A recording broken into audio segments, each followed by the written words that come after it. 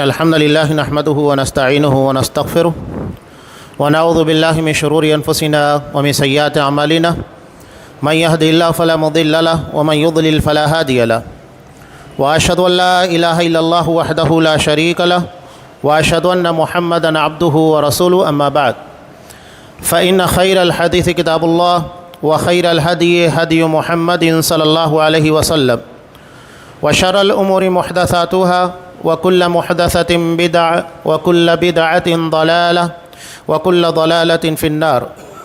أعوذ بالله السميع العليم من الشيطان الرجيم. بسم الله الرحمن الرحيم. يا أيها الذين آمنوا اتقوا الله حق تقاته ولا تموتن إلا وأنتم مسلمون.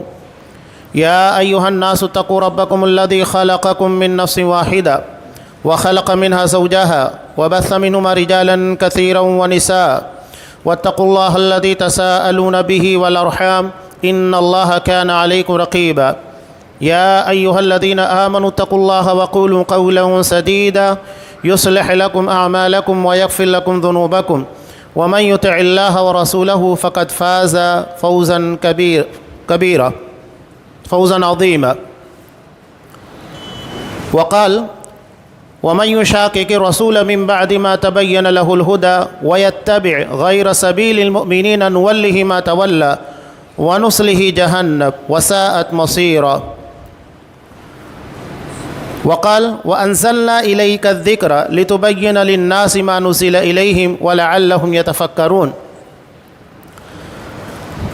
تمام قسم کی تعریفات اللہ رب العالمین وحدہ لا شریک کے لیے لائق و زیبا ہیں، جو ساری کائنات کا تنہا خالق و مالک ہے، اور بے شمار درود و سلام ہو اللہ کے آخری نبی جناب کریم محمد رسول اللہ صلی اللہ علیہ وسلم کی ذات مقدسہ پر.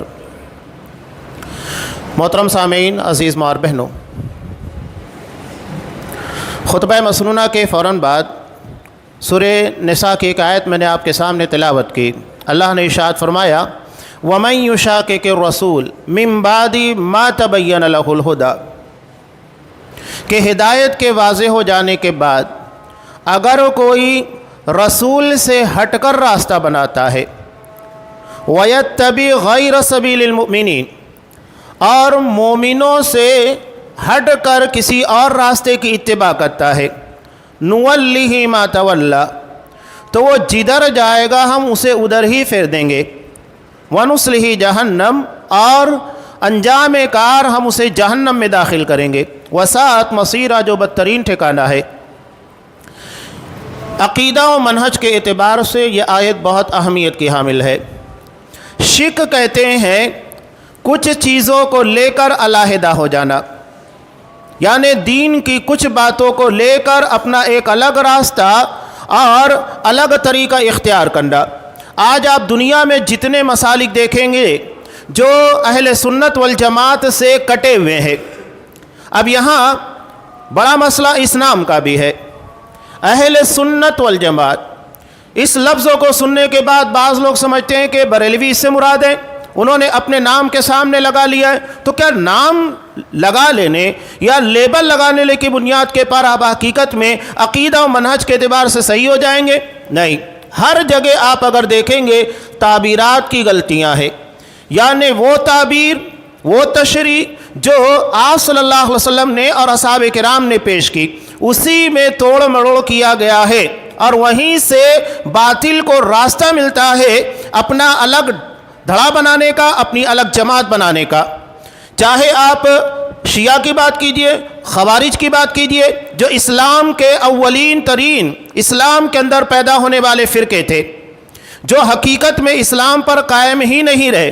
انہوں نے اپنا الگ نہج بنایا، الگ طریقہ بنایا، اور اس کے بعد جتنے مسالک کہیے، آپ صلی اللہ علیہ وسلم کی حدیث کے مطابق 73 فرقے ہوئے، اور 73 میں ایک ہی برحق ہے، باقی سارے کے سارے جہنمی، یعنی میجارٹی جہنم میں جائے گی. یہاں بنیادی چیز جو بیان کر رہا ہوں اس کو سمجھنا بہت ضروری ہے. فہم کی خرابی، غلطی، اسلام کے معنی اور مفاہیم کو اپنے من مرضی کے مطابق تشریح کرنے کی کوشش کرنا، یہ گمراہی کی وجہ ہے. تو گمراہی کی وجہ یہی بنی دین کی کچھ باتوں کو لے کر اپنا ایک الگ دھڑا بنا لینا. یہیں سے گمراہیاں جنم لیتی ہیں۔ کسی بھی جماعت کو آپ دیکھیے، بنیادی طور کے پر یہی غلطی پائی جاتی ہے کہ انہوں نے اسلام کی کچھ باتوں کو لیا اور اسی کے پر سے ایک جماعت اور ایک نیا فرقہ بنا ڈالا۔ اصل چیز جو ہے، اب یہاں اہل سنت والجماعت کے بارے میں جو بات کہہ رہا تھا، سنت آپ دیکھیے بہت سارے اماموں نے، محدثین نے اسے عقیدے کے معنی میں لکھا ہے۔ سنت کو امام بربہانی کی مشہور کتاب شرح السنہ، یہ امام بربہاری کی عقیدے کے پر کتاب ہے، اور نام کیا ہے؟ شرح السنہ۔ الحمدللہ میں نے بہت طویل کتاب ہے، اس کے آدھے حصے کا ترجمہ کیا ہے، اور شیخ دکتور منظور اجمل صاحب نے اس کا آدھا ترجمہ کیا ہے۔ عقیدے کی انتہائی اہم کتاب۔ تو وہاں مقدمے کے اندر لکھتے ہیں کہ السنہ سے مراد عقیدہ ہے۔ اہل سنت کا مطلب یعنی جو نبی کریم صلی اللہ علیہ وسلم کے عقیدے کے پر قائم ہے، وہ عقیدہ جو عقیدہ توحید ہے، جس میں اللہ کی ذات، اللہ کی صفات، اس کے عبادات میں کسی غیر کو شامل نہیں کیا جاتا، جس میں سوائے اللہ کو کسی اور کو پکارا نہیں جاتا، عبادات کی جتنی قسمیں ہیں صرف اللہ کے لیے ادا کی جاتی ہیں، یہ ہے سنت یعنی عقیدہ۔ اور جماعت سے مراد اصحاب کرام کی جماعت ہے، یعنی جن کا عقیدہ اور جن کا منہج اور طریقہ دراصل آپ صلی اللہ علیہ وسلم کے لائے ہوئے دین کے مطابق ہے، یہ اہل سنت والجماعت ہیں۔ اب آپ اپنے عقیدے کو، عقیدہ توحید کو آپ صلی اللہ علیہ وسلم کے لائے ہوئے عقیدے سے موازنہ کیجئے، اپنے مزاج، اپنی فکروں کو اصحاب کرام کی فکروں کے مطابق موازنہ کیجئے کہ کیا آپ کی فکر اصحاب کرام کی فکر کی طرح ہے۔ اصحاب کرام کی فکر کیا تھی؟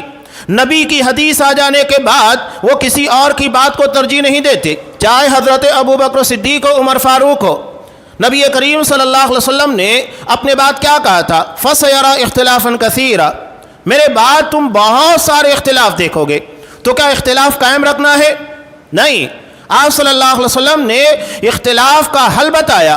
فَعَلَيْكُمْ بِسُنَّتِي وَسُنَّتِ الْخُلَفَاءِ الرَّاشِدِينَ الْمَهْدِيِّينَ، تو تم میری سنت، میرا طریقہ اور خلفائے راشدین جو ہدایت یافتہ ہیں، ان لوگوں کے طریقوں کو مضبوطی سے تھامنا۔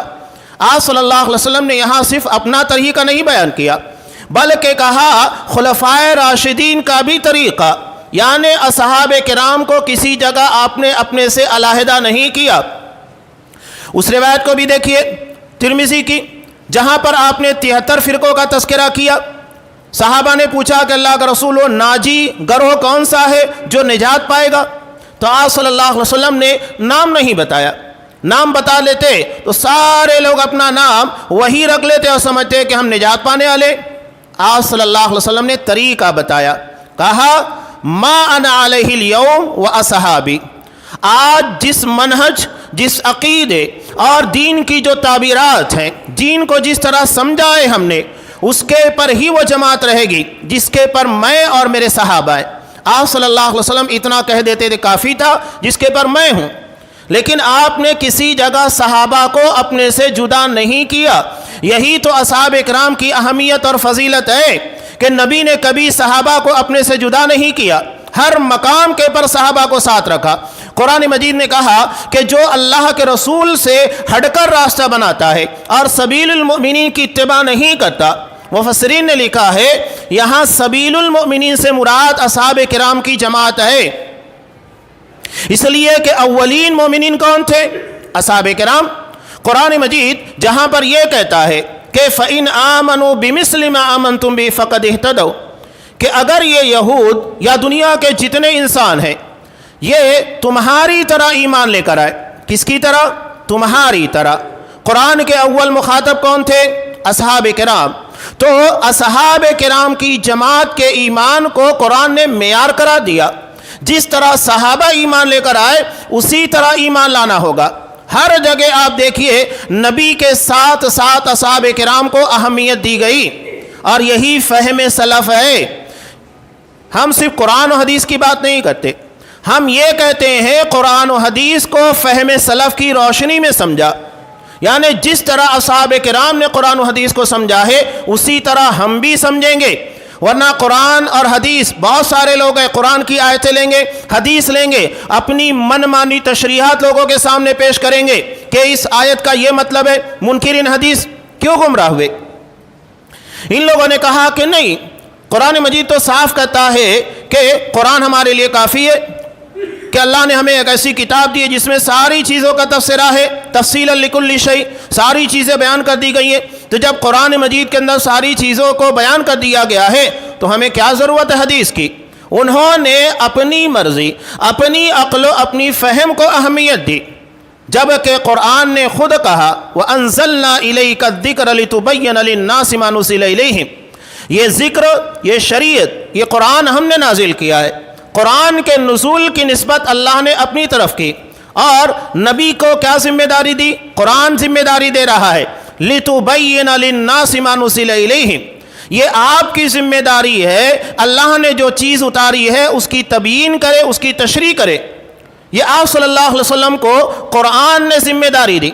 اگر قرآن تفسیر کا محتاج نہیں ہوتا تو اس میں کیوں بیان کیا جاتا کہ آپ تشریح کیجئے، قرآن مجید کی تفسیر آپ بیان کیجئے؟ اس کا مطلب یہ ہے کہ قرآن تفسیر کا محتاج ہے، تبھی اللہ نے یہاں پر ذکر کیا کہ اس کی وضاحت آپ کو کرنا ہے، اور وہ بھی آپ صلی اللہ علیہ وسلم نے اللہ کی جانب سے کیا۔ قرآن صاحب کہتا ہے وَمَا يَنطِقُ عَنِ الْهَوَىٰ، یہ نبی اپنی مرضی سے کوئی بات نہیں کرتا، ہر چیز اللہ کی اتاری بھی ہوتی ہے، زبان نبی کی ہے لیکن فرمان اللہ تبارک و تعالیٰ کا ہے۔ تو یہ بنیادی چیزیں جو آپ کو بیان کر رہا ہوں، منکرین حدیث وہی گمراہ ہوئے، اور یہاں پر ان لوگوں نے لغت کا، ڈکشنری کا سہارا لیا، کہا الصلاۃ، قرآن مجید کہتا ہے اقیموا الصلاۃ، نماز قائم کرو، تو کہا کہ الصلاۃ کا مطلب ہوتا ہے دعا۔ صحیح ہے، عربی زبان میں صلاۃ دعا کے لیے ہوتا ہے، جیسا کہ نبی کریم صلی اللہ علیہ وسلم کے تعلق سے ہے یا ایھا الذین آمنوا صلوا علیہ، اے ایمان والو نبی کے پر درود یعنی دعا بھیجو، وسلموا تسلیما، اور سلام بھیجو۔ تو یہاں صلاۃ نبی کریم صلی اللہ علیہ وسلم پر دعا کے معنی میں ہے۔ صلاۃ کا اگر آپ عربی زبان کے اندر دیکھیں گے کئی معنی ملتا ہے، لیکن یہ طے کرنا کس کی ذمہ داری ہے؟ ہماری ذمہ داری نہیں ہے، یہ نبی کریم صلی اللہ علیہ وسلم اصحاب کرام کی جماعت طے کرے گی۔ کیا معنی نکلتا ہے؟ اقیم الصلاۃ، نماز کو قائم کرنا ہے تو کیسے قائم کیا جائے گا؟ یہ لوگ کہتے ہیں کہ نماز قائم کرنا ہے تو ہم کبھی بھی کہیں بھی کسی بھی طرح دعا کر لیں گے، کافی ہے۔ یعنی قرآن کی اپنی منمانی تعویل، جو ان کے جی میں آتا ہے اس کے مطابق قرآن کو معنی پہنانا، یہ سارے گمراہ فرقوں کی بنیاد ہے۔ ابھی آپ لوگوں کے درمیان جو ایک مسئلہ پیدا ہوا شہر دھولیا میں، شکیل بن حنیف کا فتنہ، یہ قادریانیت کی طرح ہے، یعنی اپنے آپ کو نبی کے مقام کے پر پیش کرنا، یہ بھی وہی مسئلہ ہے۔ یہ کیا کہتا ہے؟ نبی کریم صلی اللہ علیہ وسلم نے حضرت امام مہدی کے تعلق سے جو کہا کہ اس کا نام میرے نام سے اور اس کے باپ کا نام میرے باپ سے میل کھائے گا، یعنی نام محمد ابن عبداللہ ہوگا۔ تو کہا دیکھو آپ صلی اللہ علیہ وسلم نے یہاں پر محمد کا مطلب ہوتا ہے لائق تعریف، اور شکیل کا مطلب بھی ہوتا ہے لائق تعریف، یعنی جس کی شکل اچھی ہو، قابل تعریف ہو۔ اور یہاں پر عبداللہ اس کے بارے میں کہتا ہے کہ آپ صلی اللہ علیہ وسلم نے اپنے باپ کی نسبت حضرت ابراہیم علیہ السلام سے کی، کہا سنت ابیکم ابراہیم، تمہارے باپ ابراہیم کی سنت ہے۔ حالانکہ حدیث اپنی جگہ پر ثابت نہیں ہے قربانی کے تعلق سے کہ یہ تمہارے باپ حضرت ابراہیم علیہ السلام کی سنت ہے، لیکن اس نے اس حدیث کا سہارا لیا اور کہا کہ دیکھو اللہ کے رسول نے تمام لوگوں کا باپ کسے کہا؟ ابراہیم، اور ابراہیم علیہ السلام کی صفت قرآن مجید نے کیا بیان کی؟ حنیفہ، حضرت ابراہیم حنیف تھے، اس بنیاد کے پر میرے باپ کا نام حنیف ہے اور میں محمد ابن عبداللہ ہو گئی اس اعتبار سے۔ اور شکیل بن حنیف کا مطلب وہی نکلتا ہے جو محمد بن عبداللہ کا نکلتا ہے۔ یہ من مانی تفسیر ہے، ہر جگہ آپ کو یہی ملے گا۔ خوارج نے بھی قرآن کے پر اعتراض کیا، اپنا ایک نیا دھڑا بنایا، وہی تھا۔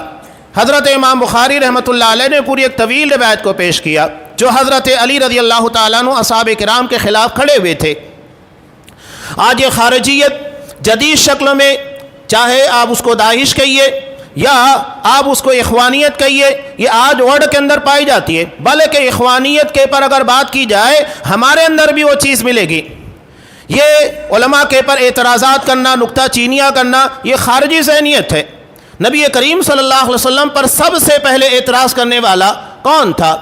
وہ خارجی تھا، جس نے آپ صلی اللہ علیہ وسلم کی تقسیم کے پر اعتراض کیا تھا۔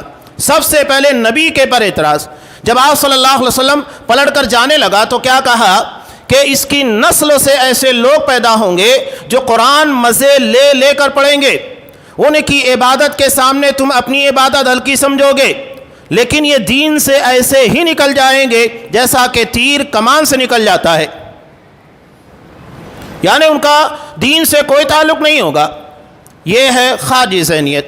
اب دیکھیے وہ روایت، ان لوگوں کی فکر و گمراہ ہوئی اور قرآن کی منمانی تفسیر کرنے لگے۔ کئی اعتراضات تھے۔ ایک اعتراض ان لوگوں نے حضرت عبداللہ ابن عباس رضی اللہ تعالیٰ عنہ کے سامنے رکھا تھا۔ حضرت علی رضی اللہ تعالیٰ عنہ نے حضرت عبداللہ ابن عباس رضی اللہ تعالیٰ عنہ کو ذمہ داری دی، جاؤ ان لوگوں سے بات کرو، ان لوگوں کے ذہن و دماغ کے اندر جو شبہات ہیں اسے ختم کرنے کی کوشش کرو۔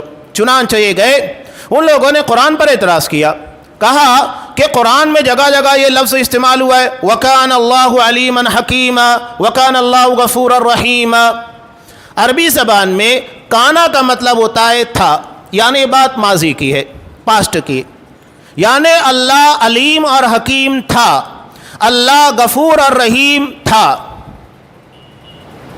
حضرت عبداللہ ابن عباس رضی اللہ تعالیٰ عنہ نے کہا کہ نہیں، یہ جو معنی تم اس کے لفظوں کے ذریعے کر رہے ہو غلط ہے، بلکہ یہ اللہ کی صفت دائمیہ ہے، اس کے لیے یہ لفظ استعمال ہوتا ہے، اور اللہ نے اسی تناظر کے اندر ان ساری چیزوں کو بیان کیا، اور یہ عربی کو صحیح طور پر نہ سمجھنے کا نتیجہ ہے۔ عربی کا الفاظ بہت ساری جگہ۔ اب دیکھیے قرآن مجید کہتا ہے قد افلح المؤمنون، مومن کامیاب ہو گئے، لیکن کم کامیاب ہو گئے؟ جب یہ آخرت میں جائیں گے، حساب و کتاب ہوگا، تب کامیاب ہو گئے نا۔ لیکن ایک چیز عربی زبان میں جب وہ قریب ہو جاتی ہے، یعنی اس کا وقوع بالکل ممکن ہوتا ہے کہ ایسا ہی ہوگا، تو اس کے لیے استعمال کیا جاتا ہے ایسا ہو گیا۔ اب آپ دیکھیے نماز کے لیے اقامت ہوتی ہے، لیکن ابھی نماز کھڑی نہیں ہوئی، لیکن ہم کیا کہتے ہیں؟ قد قامت الصلاۃ، نماز کھڑی ہو چکی ہے۔ حالانکہ نماز کب قائم ہوتی ہے؟ جب امام تکبیر کہتا ہے، لیکن وقت چونکہ قریب آ چکا ہے اور یہ چیز بالکل ممکن ہے تو اسے عربی زبان کے اندر اسی طرح سے تعبیر کیا جاتا ہے۔ اب یہ جو منکرین حدیث کی بات کہیے، یا اس طرح شکیل بن حنیف کا فتنہ ہمارے سامنے، قادیانیت والا فتنہ ہے، یہ سارے لوگوں نے جو تعبیر تھی اس میں غلطی کی، اور وہیں سے دراصل ایک نیا راستہ نکلتا ہے۔ جب ہم اصحاب کرام کی فہم کو ترجیح نہیں دیتے، جس طرح انہوں نے قرآن و حدیث کو سمجھا ہم اپنے اعتبار سے سمجھے، اصحاب کرام کی فہم کو اہمیت نہیں دینا۔ لغت جو ہوتی ہے نا، ڈکشنری، یہ معنی بتاتی ہے، طے نہیں کرتی۔ اب آپ دیکھیں گے کہ عربی زبان میں لغت کے اندر ہمارے ہاں عام طور سے جو سلائی استعمال ہوتی ہے، یہ لوہے کے لیے بھی استعمال ہوتی ہے، سلیہ ہے، سلائی ٹیوب لائٹ کے لیے بھی استعمال ہوتی ہے، سرما دانی میں استعمال جو کی جاتی ہے اس کو بھی سلائی کہا جاتا ہے۔ اب آپ وہاں جا کر لغت بتائیں گے دکاندار کو کہ لغت کے اندر، ڈکشنری کے اندر یہ اس کا معنی ہے، تو وہ لغت اٹھا کر چہرے پہ مار دے گا، کہا کہ یہاں یہی معنی چلتا ہے، ہم جو استعمال کر رہے ہیں۔ تو حالات کے تقاضے کے اعتبار سے معنی تبدیل ہوتے ہیں، لفظ وہی رہے گا لیکن اسے پس منظر کے ساتھ استعمال کرنے میں بہت فرق ہو جاتا ہے۔ ہمارے یہاں بہت سارے محاورے استعمال ہوتے ہیں جو اگر الفاظ کو آپ پکڑ کر بیٹھیں گے کبھی اس کی تعبیر سمجھ میں نہیں آئے گی۔ یہی چیز عربی زبان تو اس سے کہیں زیادہ رچ لینگویج ہے۔ جب تک ہم عربی زبان کے ماحول، عربی جاننے والے اصحاب کرام جن کے سامنے قرآن اترا، حدیث اتری، ان لوگوں کے مزاج اور ان کے فہم کو مقدم نہیں رکھیں گے تو بہت سارے مسائل پیدا ہوں گے۔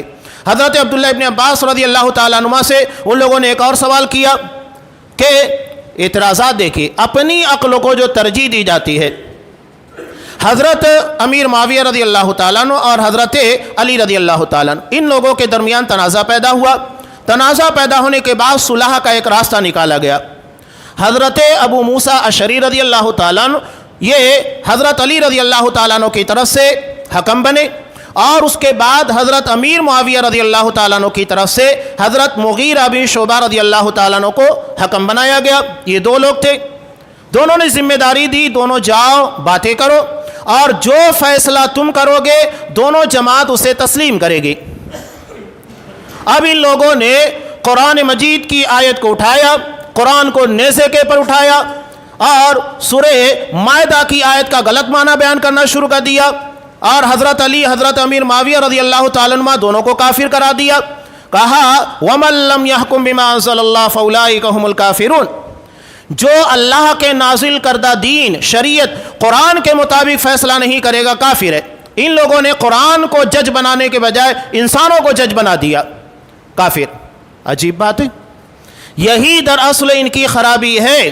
حضرت عبداللہ ابن عباس رضی اللہ تعالیٰ عنہ نے بڑا پیارا جواب دیا، کہا کہ تم قرآن پڑھتے ہو نا، قرآن کو لے کر ہی سارے لوگ فتنہ پیدا کرتے ہیں، بڑا مسئلہ ہے، قرآن خوانی ہے، ایصال ثواب ہے، سارے فتنے آپ دیکھیں گے قرآن کے نام پر۔ منکرین حدیث قرآن کے نام پر گمراہ ہوئے، اسی لیے قرآن نے اپنی ابتدا کے اندر بیان کر دیا یضل بہ کثیرا ویہدی بہ کثیرا، اللہ اس قرآن کے ذریعے بہت سارے لوگوں کو ہدایت دیتا ہے اور بہت سارے اسی بنیاد پر گمراہ بھی ہو جاتے ہیں، یعنی ہدایت اور گمراہی کی کسوٹی ہے قرآن مجید۔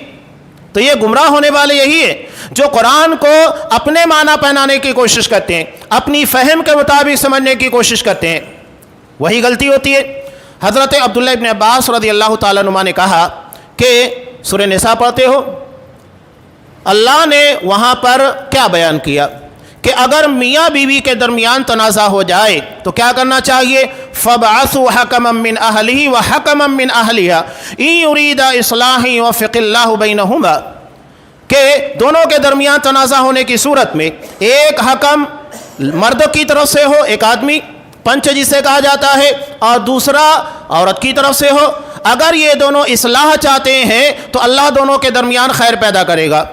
کہا کہ اگر میاں بیوی کے درمیان تنازع ہو، قرآن کہتا ہے کہ انسانوں میں سے ایک ایک کو جج بنایا جائے، حکم بنایا جائے، تو یہ تو میاں بیوی ہے جس سے صرف ایک خاندان، ایک گھر کے اندر مسائل پیدا ہوتے ہیں، تو اس سے کہیں بڑا مسئلہ ہے امت کا کہ امت دو دھڑوں کے اندر، دو جماعتوں کے اندر تقسیم ہو گئی ہے، تو کیا اسے ملانے کے لیے ان کے درمیان اصلاح کے لیے حکم نہیں بھیجے جا سکتے؟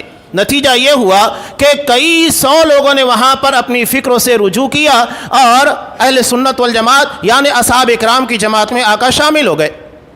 یہ خارجی فکر، بنیاد کیا ہے؟ قرآن کو، حدیث کو اپنا معنی پہنانا، جو اصل معنی ہے، اصل تشریح ہے، اسے ہٹا دینا۔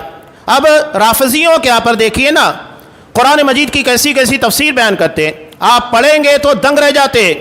جہاں قرآن مجید نے یہودیوں کے تعلق سے بیان کیا یؤمنون بالجبت والطاغوت، کہ یہ جبت اور طاغوت یعنی اللہ کے علاوہ جن کی عبادت کی جاتی ہے اس پر ایمان رکھتے ہیں، قرآن بالکل واضح کہتا ہے یہود کے تعلق سے۔ یہاں رافضی اس کی تفسیر بیان کرتے ہوئے کیا کہتا ہے؟ کہتا کہ نہیں، جبت سے مراد نعوذ باللہ حضرت ابو بکر صدیق ہے، اور طاغوت سے مراد حضرت عمر فاروق رضی اللہ تعالیٰ عنہ، نعوذ باللہ۔ ایسے ایک جگہ حضرت عائشہ رضی اللہ تعالیٰ عنہ کو لے جا کر فٹ کر دیا۔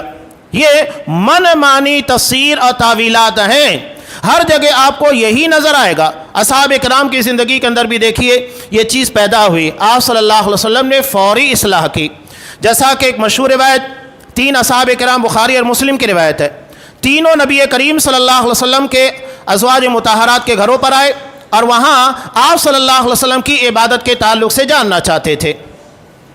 کیا جاننا چاہتے تھے؟ کہ آپ مسجد نبی کے علاوہ اپنے گھر میں کیسے عبادت کرتے۔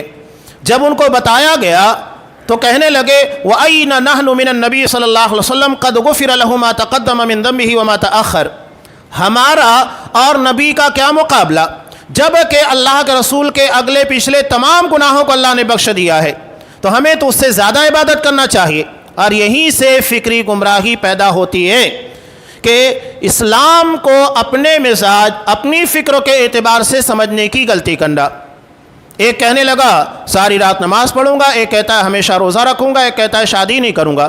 آپ صلی اللہ علیہ وسلم کو معلوم ہوا، فوری طور پر ایکشن لیا اور کہا میں روزے بھی رکھتا ہوں، روزے نہیں بھی رکھتا ہوں، عام دنوں کی بات، میں رات میں نماز پڑھتا ہوں، سوتا بھی ہوں، اور میں نے نکاح بھی کیا ہے۔ فمن رغب عن سنتی فلیس منی، جو میری سنت میرے طریقے سے انحراف کرے گا اس کا مجھ سے کوئی تعلق نہیں ہے۔ یہ بنیاد ہے۔ فکروں کی گمراہی بڑی خطرناک ہوتی ہے، انسان کی فکر گمراہ ہوتی ہے، یقینی بات ہے کہ اعمال کے اندر خرابیاں پیدا ہوگی۔ اگر فکر عقیدہ صحیح ہے تو اعمال صحیح ہوں گے۔ یہی وجہ ہے کہ قرآن مجید میں پہلے ایمان کا تذکرہ ہے، اس کے بعد عمل صالح ہے۔ جب تک ایمان صحیح نہیں ہوگا عمل صالح آپ کے اندر نہیں پیدا ہو سکتا۔ ایمان کی صحت اعمال کے صحیح ہونے کی دلیل ہے، یہ نہیں کہ آپ اعمال کے پر اعمال کرتے جائیں، آپ کا عقیدہ ہی صحیح نہ ہو۔ نماز اتنی اہم عبادت جو توحید کے بعد بندے کے پر سب سے پہلے فرض ہوتی ہے، یہ عقیدے کی اصلاح کے بغیر ممکن نہیں۔ جب تک مسلمانوں کا عقیدہ بالکل پرفیکٹ نہیں ہو گیا تب تک اللہ تبارک و تعالیٰ نے 5 وقتہ نماز اسراء و معراج میں آپ کو دی ہی نہیں۔ یعنی پہلے عقیدہ ہے، اس کے بعد عبادات ہے۔ جب تک عقیدہ صحیح نہیں ہوگا عبادات کیا کام کی؟ یہاں صرف آپ عبادات کرتے جائیں، عقیدہ کا پتہ ہی نہیں ہے۔ حضرت نوح علیہ السلام 950 سال اسی پر محنت کی، ہر نبی نے اسی کے پر سب سے زیادہ اہمیت اور ترجیح دی۔ آج ہمارے یہاں بڑے مسائل کیوں پیدا ہو رہے ہیں؟ دین سے دلچسپی نہیں، یوٹیوب کو ہم نے دیکھ لیا، سوشل میڈیا ہے، ہر آنے والے عالم کو سننا، ریل دیکھنا ہمارا مزاج بنا ہوا ہے، وہاں صحیح اور غلط کی کوئی تفریق نہیں۔ بعض لوگ آتے ہیں جو اپنے آپ کو یہ ثابت کرتے ہیں کہ ہم قرآن و حدیث کے منہج پر ہیں، لیکن وہ جھانسا اتنا خطرناک دیتے ہیں کہ آپ بھی پھنس جاتے ہیں، ہمارے اہل حدیث نوجوان اس کے اندر پھنس جاتے ہیں۔ ایک بڑا فتنہ ہمارے درمیان ابھی شکیل بن حنیف کا جو معاملہ آیا، 10,000 فالور بن گئے، ایک بستی بنا لی، مسجد بنا لی اورنگ آباد کے پڑے گاؤں کے اندر، میں نے بھی دیکھی وہ مسجد، اور ان لوگوں کو دیکھنے کے بعد آپ کو محسوس بھی نہیں ہوگا کہ یہ ہم سے کٹے ہوئے لوگ ہیں۔ نبی کریم صلی اللہ علیہ وسلم نے خوارج کے تعلق سے وہی کہا تھا کہ تمہارا پہناوا، تمہارا رہن سہن بالکل انہی کی طرح ہوگا، اور یہاں بھی وہی چیز ہے۔ فرق کہاں سے ہوتا ہے؟ فرق ہوتا ہے عقیدے سے، منہج سے فرق ہوتا ہے، اور اس کے بغیر آپ تفریق نہیں کر سکتے۔ ظاہری اعتبار سے کوئی چیز ایسی نہیں ہے جس کی بنیاد کے پر آپ انگلی اٹھا سکیں۔ اب یہاں یہ جو دعویٰ کر رہا ہے میں ہی عیسیٰ ابن مریم ہوں، میں ہی امام مہدی ہوں، آپ حدیث اٹھا کر دیکھیے نا، یہ ہمارے ایمانیات کا حصہ ہے۔ نبی کریم صلی اللہ علیہ وسلم نے ایمان کے 6 ارکان بیان کیے، اگر اس میں سے کوئی بھی ایک حصہ ہم نہیں مانتے مومن نہیں ہے۔ کوئی یہ نہ سمجھے کہ 6 میں سے ہم 5 تو مان رہے ہیں نا، تو پھر ایک کو نہیں ماننے کی بنیاد پر ہم کو کافر کیوں کہا جائے گا؟ ایک کو بھی نہیں ماننا کفر ہے۔ جیسا کہ اگر آپ نے تمام انبیاء کرام 1,24,000 کم و بیش، روایت اپنی جگہ پر کلام والی ہے، لیکن اللہ نے بہت سارے انبیاء رسولوں کو بھیجا، ایک رسول کا انکار بھی آپ کریں گے تو لازماً تمام انبیاء، تمام رسولوں کا انکار مانا جائے گا۔ حضرت نوح علیہ السلام کے قوم کے تعلق سے سورہ شعراء میں اللہ نے کیا بیان کیا؟ کذبت قوم نوح المرسلین، قوم نوح نے تمام رسولوں کا انکار کیا۔ اب بتائیے حضرت نوح علیہ السلام کے زمانے میں ان کی قوم کے سامنے تو صرف ایک نبی تھے، ایک رسول تھے، حضرت نوح علیہ السلام، اس کا انکار کیا، اللہ نے غرقاب کر دیا، معاملہ ختم ہو گیا۔ قرآن یہ کیوں کہہ رہا ہے کہ انہوں نے تمام رسولوں کا انکار کیا؟ اس لیے کہ تمام رسولوں کی دعوت ایک ہے، ہر کسی نے ایک ہی راستہ اپنایا، ہر کسی نے ایک ہی عقیدہ پیش کیا۔ اگر کوئی کسی ایک رسول کا انکار کرے گا حقیقت میں وہ سارے رسولوں کا انکار مانا جائے گا۔ تو ایسے ہی ایمان 6 میں سے ایک کا بھی اگر ہم نے انکار کیا، جزیات کا انکار کیا، تو ہم کافر شمار کیے جائیں گے۔ یہ اصولی عقیدہ ہے۔ یہی وجہ ہے کہ آج سعودی کو لوگ بڑا ٹارگیٹ کرتے ہیں، ہر ایرا گہرا اڑتا ہے سعودی، اپنے گھر کی خبر نہیں ہے، سعودی سعودی سعودی، وہ ایسا کر رہا ہے، وہاں شراب چالو ہو گیا، خبروں کی تحقیق نہیں ہے، اور لگے سوشل میڈیا کے پر پھیلانے کے لیے۔ ہم صرف حدیث کی تحقیق کرتے ہیں، باقی اہل حدیث کی تحقیق نہیں کرتے۔ تو جس طرح حدیثوں کی تحقیق ہوتی ہے نا، اہل حدیثوں کی بھی تحقیق ہونی چاہیے۔ بہرحال وہاں متون کے پر سب سے زیادہ محنت کی جاتی ہے، عقیدے کے پر بچہ ان ساری چیزوں کے بارے میں علم رکھتا ہے۔ متون جب تک اس کے پر آدمی محنت نہیں کرے گا، گمراہی بڑی آسانی کے ساتھ ہمارے درمیان آئے گی۔ آج ہمارے اتنی آسانی کے ساتھ انجینئر محمد علی مرزا کے شکار ہو گئے، شکیل بن حنیف کا شکار ہو گئے، اور بھی بہت سارے گمراہی کا شکار کیوں ہوتے ہیں؟ ہمارے یہاں عقیدے پر ویسی محنت نہیں کی جاتی ہے، منہج کے پر جیسے وہاں کی جاتی ہے۔ بچہ بچہ ان ساری بھی چیزوں کے بارے میں انتہائی پختہ ہوتا ہے، وہ آپ کو جواب دے گا۔ یہ عقیدے کے اوپر محنت کرنے کا نتیجہ ہے، توحید کی برکت ہے۔ کچھ خامیاں خرابیاں ہیں، ہم کو اس کا انکار نہیں، اس کا مطلب یہ نہیں کہ ہم ان کی خامیوں کو بھی تسلیم کرتے ہیں، لیکن خامیوں کی اصلاح کا بھی ایک طریقہ ہوتا ہے۔ یہاں بیٹھ کر آپ سوشل میڈیا کے پر اناپ شناپ لکھیں گے، بولیں گے تو اس سے اس کی اصلاح ہونے والی نہیں ہے۔ وہ عربی جاننے والے لوگ ہیں، آپ اردو زبان کے اندر، مراٹھی کے اندر، ہندی کے اندر بکیں گے، ان کو کیا ہوگا؟ تو اصلاح ایسی ہونا چاہیے، مؤثر ہو۔ بہرحال یہ بنیادی چیز جو یہاں پر آئی ہے، یہ فہم کی گمراہیاں ہیں، یعنی اپنی سمجھوں کو صحیح عقیدے اور اصحاب کرام کی سمجھ کے مطابق نہ لے کر جانا، وہیں سے ساری گمراہیاں اور خرابیاں پیدا ہوتی ہیں۔ حضرت عبداللہ ابن عباس کا جو میں نے واقعہ آپ کے سامنے بیان کیا، حضرت امام بخاری نے طویل روایت کو بیان کیا، اس میں خوارج یہ اٹیک کرتے ہیں علماء پر۔ جب حضرت عبداللہ ابن عباس رضی اللہ تعالیٰ عنہما گئے تو فوری طور کے پر ان کے لباس کے پر اعتراض کیا، کہا کہ یہ دیکھو اتنا شاندار لباس پہن کر آئے، ہمارا لباس دیکھو، ہم تو انتہائی عام انسانوں کی طرح ہیں، یہ عالم ہو کر ایسا لباس پہنے ہوئے ہیں۔ حضرت عبداللہ ابن عباس نے کہا، نبی کریم صلی اللہ علیہ وسلم کے پاس یمن سے دھاری دار جو انتہائی عمدہ لباس ہوتا ہے وہ آپ کو ہدیتاً دیا گیا، آپ صلی اللہ علیہ وسلم نے اس کو زیب تن کیا، تو اب کیا اس کے پر اعتراض رہتا ہے؟ خاموش ہو گئے۔ یعنی بلا وجہ کچھ چیزوں کو لے کر اعتراضات کرنا، اور یہ علماء کے پر اعتراض خاص طور سے اس لیے کیا جاتا ہے، علماء دین کے چوکیدار ہیں، یہ دین کے معنی اور مفاہیم کی حفاظت کرتے ہیں، اس کی اصل پر قائم رکھتے ہیں۔ اگر ان چیزوں کو ہی ہٹا دیا جائے تو قرآن اور حدیث کی منمانی تفسیر کرنے، تعویل کرنے کا موقع ملے گا۔ اس لیے ان لوگوں کا نشانہ علماء ہوتے ہیں۔ آپ دیکھیے، اخوانی فکر رکھنے والے، خارجی فکر رکھنے والے ہمیشہ علماء پر اعتراض کریں گے۔ شیخ صالح عثیمین رحمہ اللہ، شیخ صالح الفوزان حفظ اللہ، بڑے بڑے علماء کرام، اور جو ہمارے اہل سنت والجماعت کے علماء ہیں، سلفی علماء، یہ کہتے ہیں یہ حیض اور نفاس کے علماء ہیں۔ ان لوگوں کو یہ سب نہیں آتا ہے، یہ لوگ صرف آپ کو قرآن کے پر انگلی رکھنا سکھائیں گے، ہم بندوق کے پر انگلی رکھنا سکھاتے ہیں، کیسے آپ کو اٹیک کرنا ہے۔ یہ ہے ان کی گمراہیاں، اور امت کو لے جا کر فتنوں کا شکار بناؤ۔ اور یہاں پر آپ دیکھیے کہ عرب کے اندر جتنا خلف شار فتنہ پھیلا ہوا ہے، سارے فتنوں کی جڑ یہی ہیں۔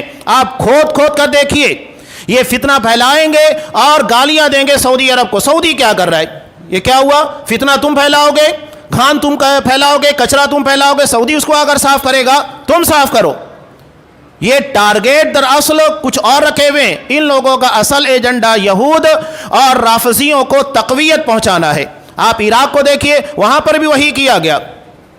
پورے عراق میں جیسے ہی صدام حسین کو مارا گیا، حملہ کیا گیا، وہاں سنی علماء کو اور مسلمانوں کو چن چن کر ختم کیا گیا، اور ایران سے لا کر رافضیوں کو وہاں بھر دیا گیا تاکہ وہاں رافضی حکومت قائم کی جا سکے۔ اخوانیت اور رافضیت میں بہت گہرا تعلق ہے۔ اور اگر آپ دیکھیں گے یہ جو شکیل بن حنیف کا فتنہ ہے، اس کے پیچھے بھی آپ کو یہی سارے افکار نظر آئیں گے۔ ہر وہ چیز جو اسلام اور مسلمانوں کو نقصان پہنچا سکتی ہے، اس کے پیچھے چیز ہوگی۔ یہ کہتا ہے کہ میں عیسیٰ ابن مریم ہوں، امام مہدی ہوں، کیسے ہے؟ آپ حدیث پڑھیے نا، آپ صلی اللہ علیہ وسلم نے کہا کہ محمد ابن عبداللہ نام ہوگا، ابن ماجہ وغیرہ کی روایت ہے، اور وہ ملک شام میں ہوں گے، لوگ انہیں رکن یمانی کے درمیان لا کر بیعت کریں گے، وہ اس بات کے پر تیار نہیں ہوں گے کہ نہیں میں نہیں خلیفہ بنوں گا، لیکن لوگ زبردستی انہیں خلیفہ بنائیں گے۔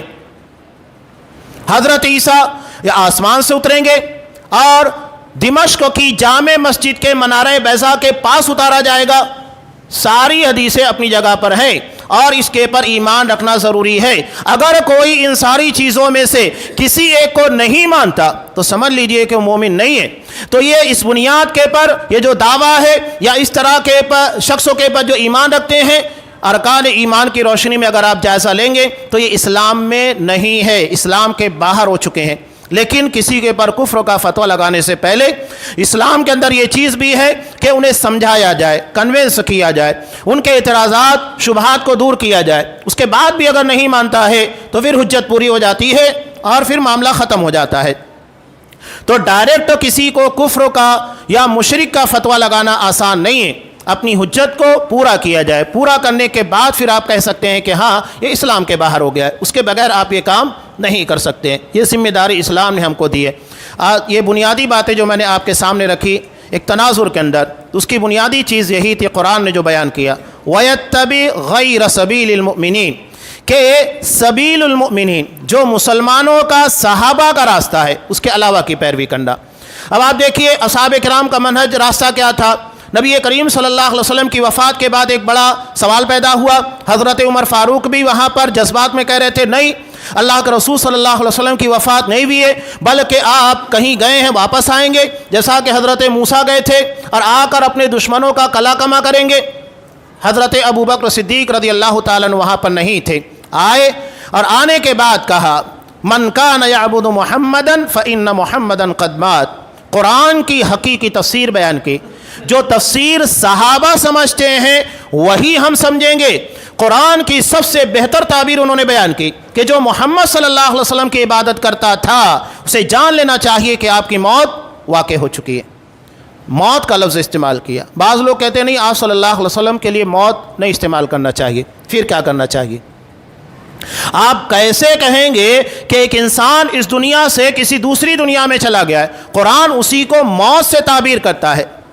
قرآن میں ہے، قرآن صاحب کا وما محمد الا رسول قد خلت من قبلہ الرسل افإن مات، کہ آپ صلی اللہ علیہ وسلم رسول ہیں، آپ سے پہلے بہت سارے رسول آئے اور چلے گئے۔ افإن مات، اگر آپ کو موت واقع ہو جائے، او قتل، یا آپ کو شہید کر دیا جائے، قتل کر دیا جائے، قرآن لفظ استعمال کر رہا ہے۔ تو آپ قرآن پڑھتے ہیں تو کہا قرآن نبی کریم صلی اللہ علیہ وسلم کی شان میں گستاخی کر رہا ہے، نعوذ باللہ۔ قرآن سے بہتر لفظ کوئی استعمال کر سکتا ہے، تعبیر استعمال کر سکتا ہے؟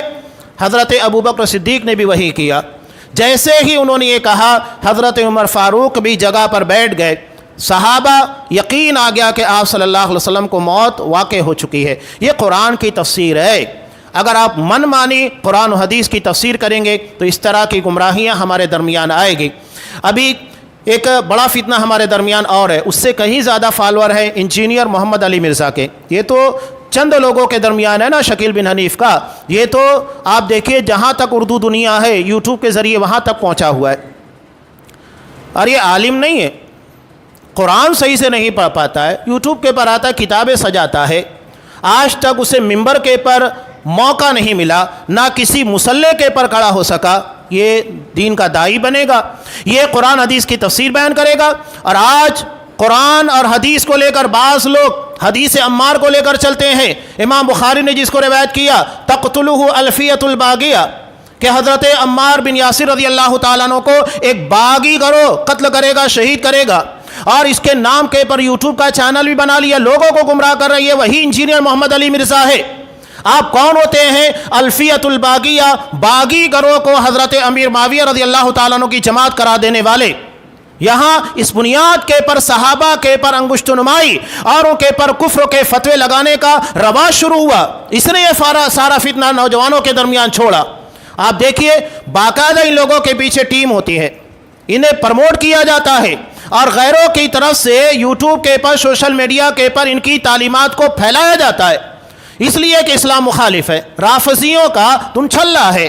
اور ہمارے لوگ بڑے شوق سے سنتے ہیں، اور کچھ ایسے لوگوں کی بھی ریلز وغیرہ سننے لگتے ہیں جو تھوڑا قرآن حدیث بیان کرتے ہیں، باقی ملاوٹ کر دیتے ہیں۔ قرآن تو وہی کہتا ہے نا ایمان کے بارے میں، وَلَمْ يَلْبِسُوا إِيمَانَهُمْ بِظُلْمٍ، اللہ کو ایمان میں ظلم کی ملاوٹ پسند نہیں ہے۔